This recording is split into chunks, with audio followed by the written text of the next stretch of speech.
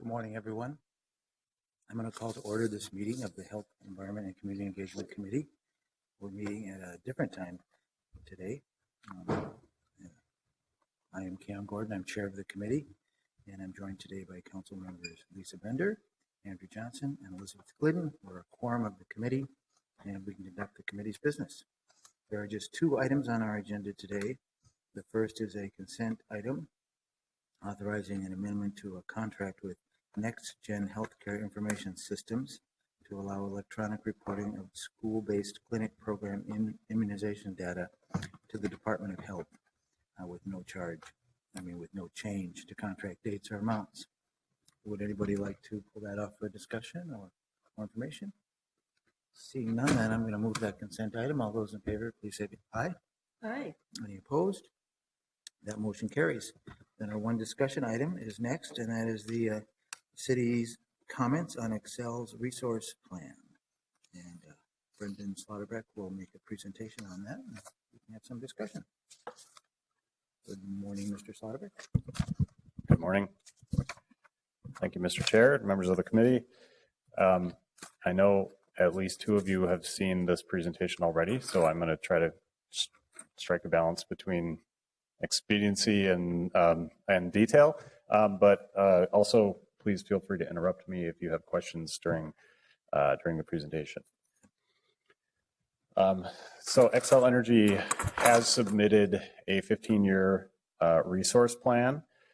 Just a bit of background before I get into the overview of the city's comments on the plan that we're proposing to submit to the Public Utilities Commission. In Minnesota, integrated resource planning is a 15-year planning tool that's used by electric utilities to identify how they will meet their customer needs in a reliable and low-cost manner. By Minnesota state law, it must be an integrated plan, meaning it has to use supply and demand side resources. So they must identify energy efficiency goals that they are going to pursue, as well as the demand side, meaning the supply side, meaning the power plants that they might propose to build. By statute, these types of plans need to be filed every 2 years, although in practice that tends to be drawn out longer because it oftentimes takes longer than that to get a plan approved. Again, the final decision makers in this process are the Minnesota Public Utilities Commission, and that's the entity to which comments are due and to which we'll be submitting our comments. The Xcel Energy has filed this 15-year resource plan. We know that the plan will have impacts on our climate goals as well as our clean energy partnership goals. When the council considered the energy pathways study in 2014, in addition to kind of setting the stage for the formation of the clean energy partnership, the pathway study also strongly recommended that the city stay engaged in the state's regulatory process because that's ultimately where the buck often stops with energy issues. And in August 21st, the council adopted some energy and climate policy positions to guide the staff's work at the Public Utilities Commission. One of the top priorities for the next 2 years in those positions was the integrated resource plan. So there are some major issues that we identified when we were reviewing Xcel's resource plan that we wanted to identify for you. Obviously, the energy resource mix that they're proposing for the next 15 years and the related greenhouse gas emissions impacts.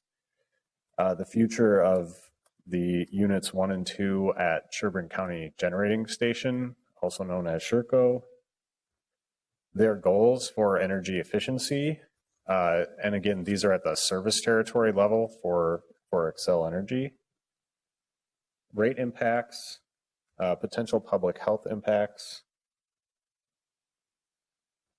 I wanted to also draw your attention to the fact that there have been alternative plans submitted in this process. So the PUC, any entity can actually submit an alternative resource plan for Xcel Energy. And the PUC has received 2 plans from 2 different entities. One was the Minnesota Department of Commerce Division of Energy Resources. And then the second plan was from a coalition of nonprofits calling themselves the Clean Energy Organizations. Can I just ask about that? Can the PUC amend these plans and come up with their own plan, or do they have to pick from one of the other? My understanding is that they can pick and choose components of different plans, or they can come up with something separate. But the plans that are submitted by these two entities, they differ in a number of ways, but some significant differences they have on these major issues include their treatment of those Sherco generating units, the energy efficiency goals, and some of the modeled costs. The comments that you have before you today do reference some information from these alternative plans because we thought that was useful for our analysis of Xcel's plan. Just some brief background on what a few of the things that are in Xcel's plan before I get to the summary of the comments in the document before you. By 2030, Xcel does propose to add a significant number of renewable resources to their energy mix. So you can see in this slide both the 2015, the current energy mix, and the 2030 proposed mix in their resource plan.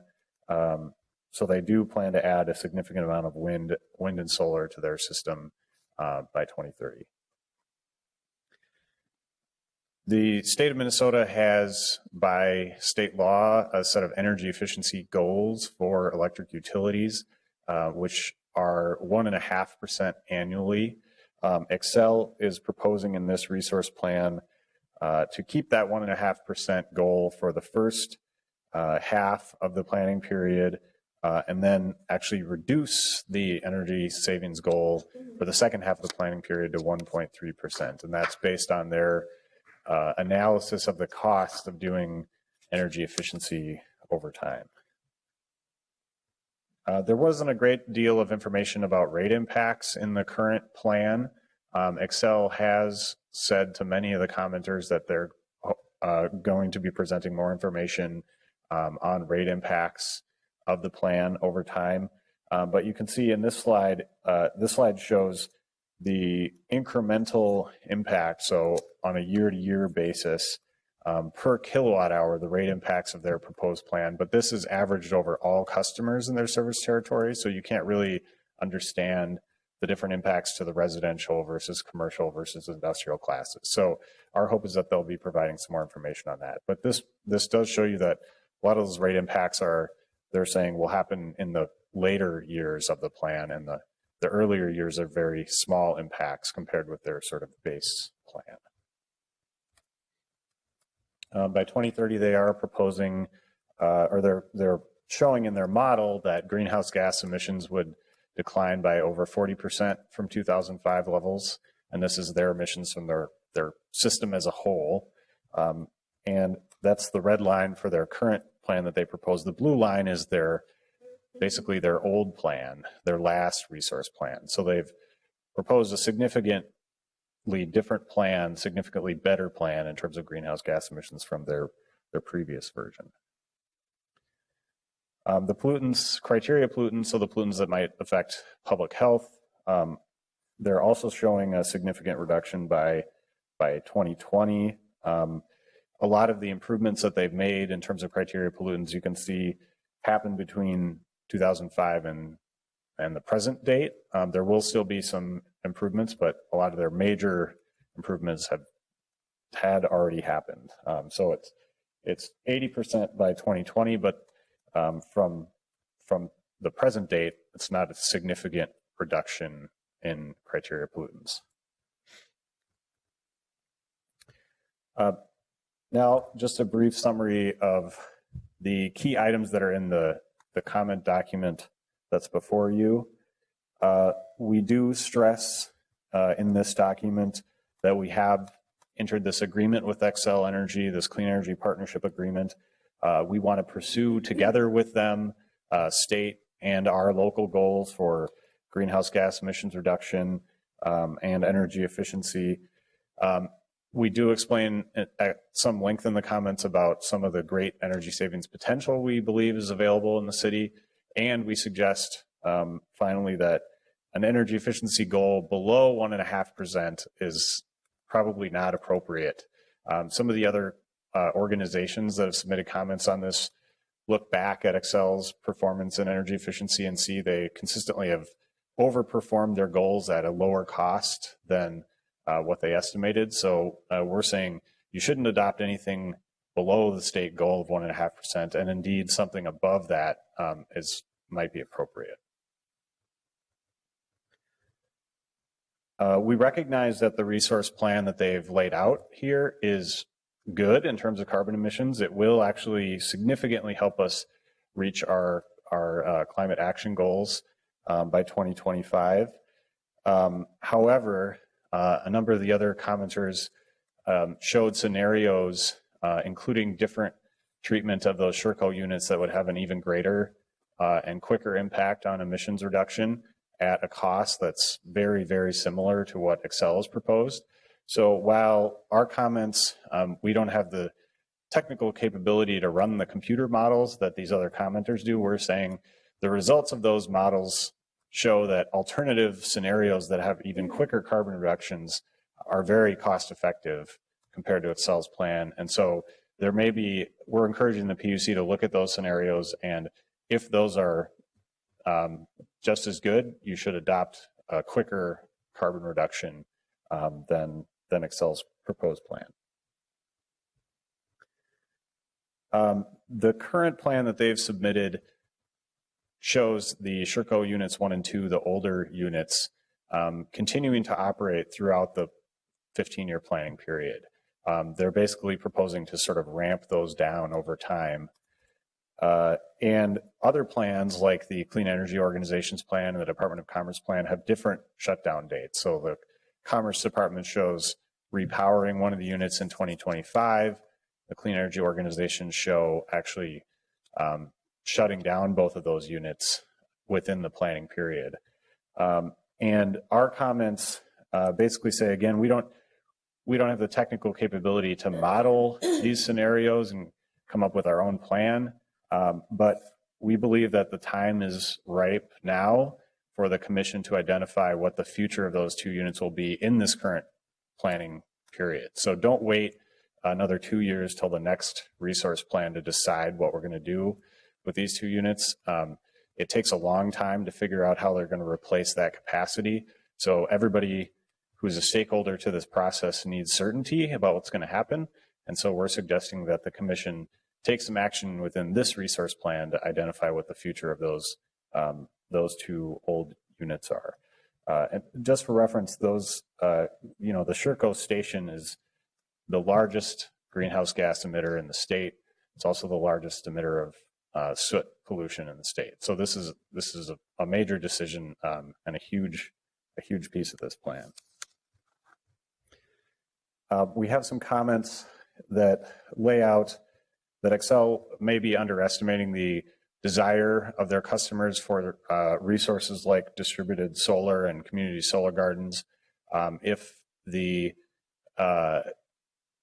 community solar gardens in Xcel's queue right now are all approved, they would basically use 75% of the capacity for that resource that they've identified over the next 15 years. So we're suggesting that they really need to take a look again about something that's more reasonable in terms of customer demand for solar, because we think that's only going to grow more over time. We have comments discussing the desires of energy customers. So we think that not only are energy customers wanting to be more transactive with their electric utility, but they're also, again, demanding these resources in the immediate future. So a lot of the renewables that Xcel is proposing to bring on are shown in their plan as post 2020 or post 2025. And we're saying you really need to show the strong demand that customers have for these resources now. And then finally, the state of Minnesota and the city of Minneapolis both have deep carbon reduction goals, or 80% goals for reduction by 2050. We're just suggesting to the Commission and Xcel that they continue to work collaboratively with other stakeholders, including the City of Minneapolis, on planning for those deep carbon reductions, because there may be actions we need to discuss and take now that will help us meet those long-term goals, and we shouldn't delay that discussion. The comment deadline for this plan is October 2nd. That is the date that we're hoping to get these comments into the PUC. There is also a place for the public to comment to the Public Utilities Commission on their website. So we're encouraging anybody who's interested to also submit individual comments, because those do get reviewed by the Public Utilities Commission. That concludes my presentation, and I'm happy to answer any questions.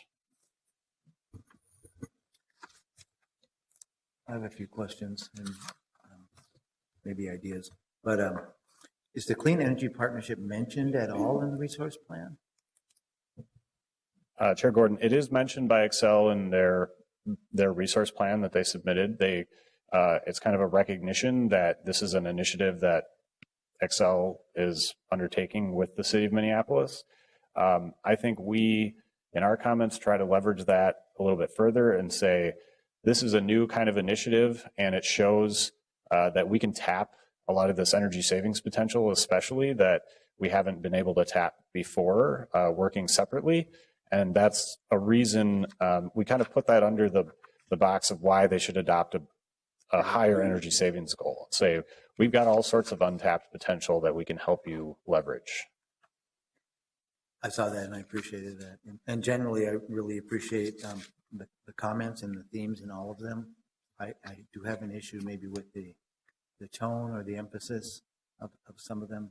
So maybe we can come back to that in a minute. And maybe like I see our role as potentially pushing them a little bit further, and maybe there's a chance for the council to help bump up that emphasis a little bit in the comments, but I'll let some other council members weigh in and ask questions too. Councilmember Bender. Thank you, Mr. Chair. Thanks for the excellent presentation. I was curious, you may not be able to answer this offhand, but as we look at our greenhouse gas emissions goals and our reduction goals by 2030 and 2050, or is it 2025 and 2050? Right, correct. Do we know, so for example, if this is the scenario we're working with Xcel, how that impacts our ability to reach those goals, particularly by 2025, and what else we would have to do to keep on track for that? Chair Gordon, Councilmember Bender, we did look, the Sustainability Office, we did look at we did some kind of scenario, some forecasting back a couple of years ago when we did the Climate Action Plan to look out how might the future look under sort of a business as usual scenario. And we think that if you applied the greenhouse gas reductions that Xcel is proposing in their resource plan to kind of a business as usual case, so sort of a small amount of growth of electricity over the next 10 years, that the mix that they're proposing would help us meet, at least in the electricity sector, that 30% reduction goal. Now that assumes a lot of things, like the growth of electricity, for example, doesn't change its trajectory significantly. It also assumes that they implement the plan exactly as it's laid out for the commission. But we also know that the electric sector might need to outperform its goals just by itself to help us meet our overall goals, because those include the transportation sector and the waste sector and other sectors that are a little bit harder to move. I think electricity has shown a lot of progress over the recent history. So we don't want to say that, 30% in the electricity sector is like enough and the minimum. We want to build in as much wiggle room, I guess, as possible and encourage them to do as much as they can to reduce even faster. Thank you. I think that's a really important point, because I think, for example, in the transportation sector, reducing by 30% by 2025 would require us to make some pretty significant changes in how we're operating today. And so I would agree that if we're going to reach our goals, I think it makes it even more important. And in addition, because the electricity sector obviously has a higher proportion of the total emissions as well. So anyway, Mr. Chair, I appreciate your comments about making sure that this is as strong as possible. So I guess I'm a little curious about what you think the appropriateness is of the council adapting it, and I'd like to look at a couple phrases that were used in it, in the comments, and maybe talk about that, or just to kind of highlight where I think we maybe could do a little bit more. So one of the things is that we talk about the energy savings goal of 1.5%, and it's really, I think it's great that we're saying you shouldn't lower that down to 1.3. But I'm wondering why we can't say that it actually should probably be higher for the entire plan.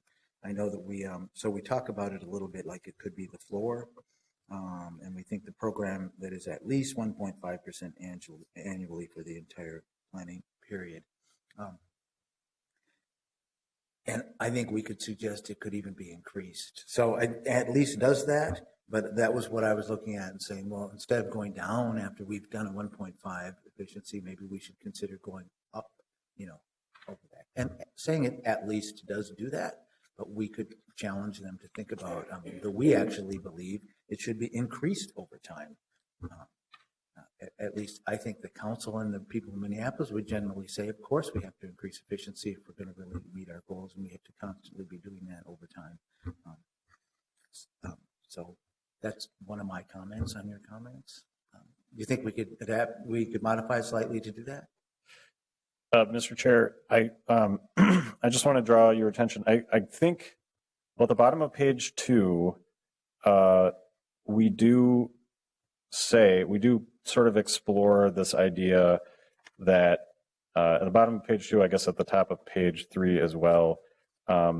That's right, with the section I was looking at. Yeah, we do. Basically what we say now is that because of all this potential, the commission may be justified in adopting an energy savings goal above 1.5%. And that's the section you're referring to, correct? Yep. Some reference on that. I think I need to go back and check my notes. I think the clean energy organizations have proposed a 1.7% savings goal. The reason that we did not put that number specifically in these comments, I think we didn't feel that we didn't do the modeling like these other organizations did. So picking a number, whether it's 1.6 or 1.7, I guess we weren't comfortable picking out exactly what that number was, but there is some very strong arguments, I think, from the other commenters that Xcel would certainly be perhaps able to meet a higher goal than 1.5%. They've been above 1.5% in the past, actually. So obviously we could, we would entertain any comments the council wants to put in here. I can't say for sure what exactly, I can't make a good recommendation to you about what exactly that number should be. Should it be 1.6 or 1.7? So my idea wasn't to put in a number, but that third line of that last paragraph that begins with programs. So the sentence, it's a long sentence, but it says, we ask the commission to adopt an energy savings goal for Xcel's demand side management programs that is at least 1.5% annually and potentially increased over time for the entire planning period. So that's the idea that we could just throw that in there, and that would support the, I suppose, other plans. I hadn't read the other plan that said 1.7, but it would at least put us on record as thinking it should, agreeing with trying to increase it is worth it.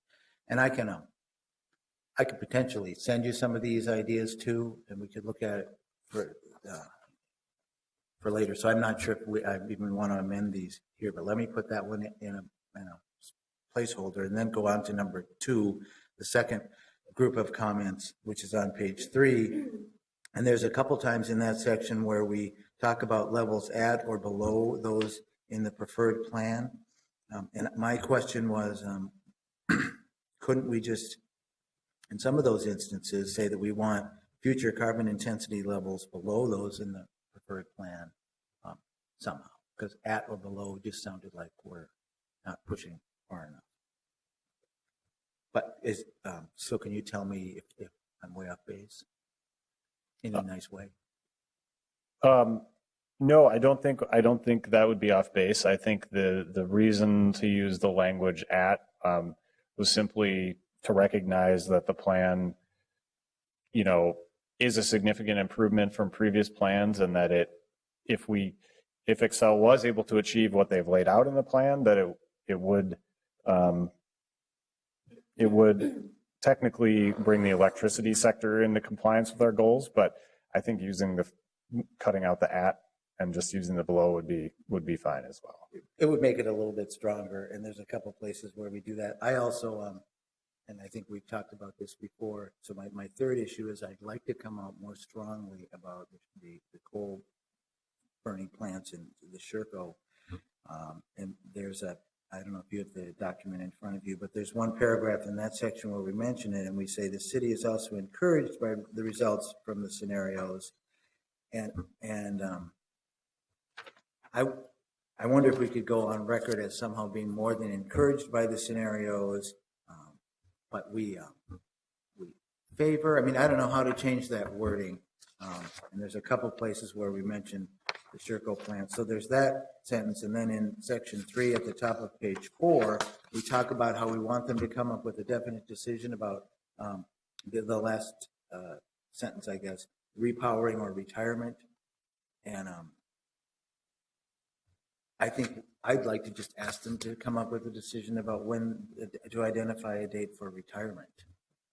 So, but that's I don't know if I represent the whole council on that, so people could weigh in. But, these coal burning plants are a big problem, and they're not helping with climate change. And it's really positive that Xcel is saying we're going to phase out the coal, and they're hearing that. And so my sense is if we could make the comments saying we support that and we want you to go a little further, it could be effective. I understand that we're not experts and you're not experts, but the city council pushes for things a lot of times without the expertise to know what we're doing necessarily, but we try to be as smart about it as we could. So do you think think we could move that a little bit further? Mr. Chair, I guess my only comment would be on the phrase repowering or retirement. I guess that piece, again, the council, can modify these comments, but I think it's really uncertain at this time what the future resource will be that closes that gap. If we are to shut those 2 units down, even the Clean Energy Organization's plan, they show closing those 2 units, but then separately in a different geographic location, adding a significant amount of natural gas fired generated capacity elsewhere on Xcel's system. So their plan even is showing, we need something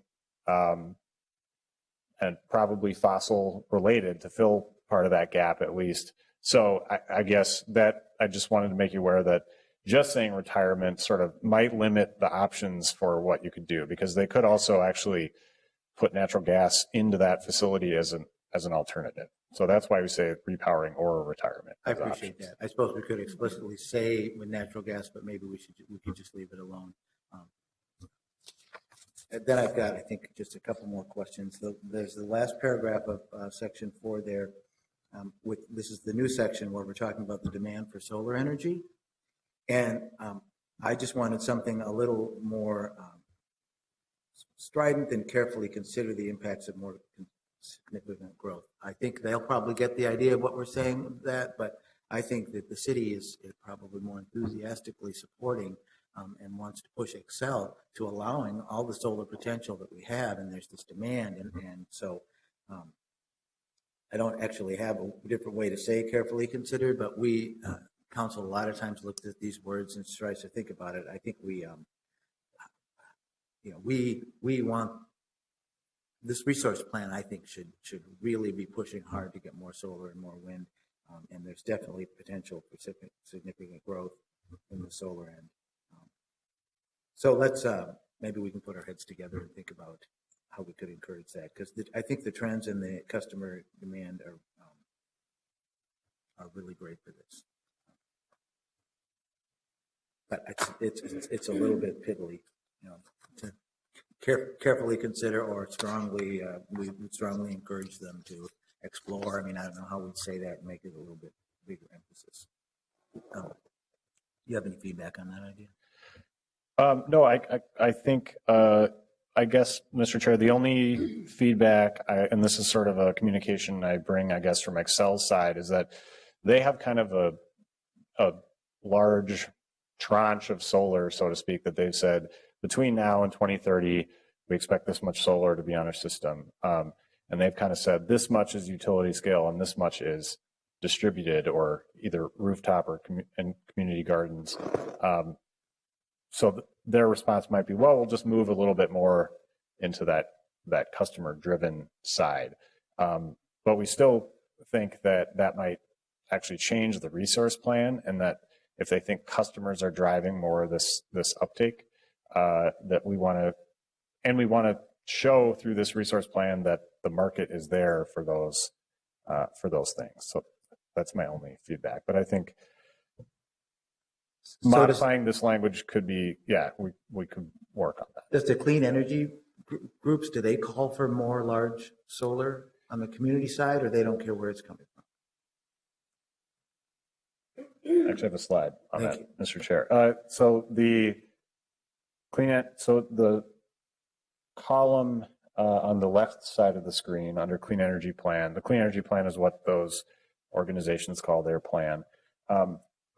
They're actually not calling for any more solar than Xcel. And again, it's all just in this one lump of solar. It's not, or I guess, I'm sorry, they do say large solar here. I think they're consistent with Xcel on, for the most part, the amount of resources that are brought onto the system.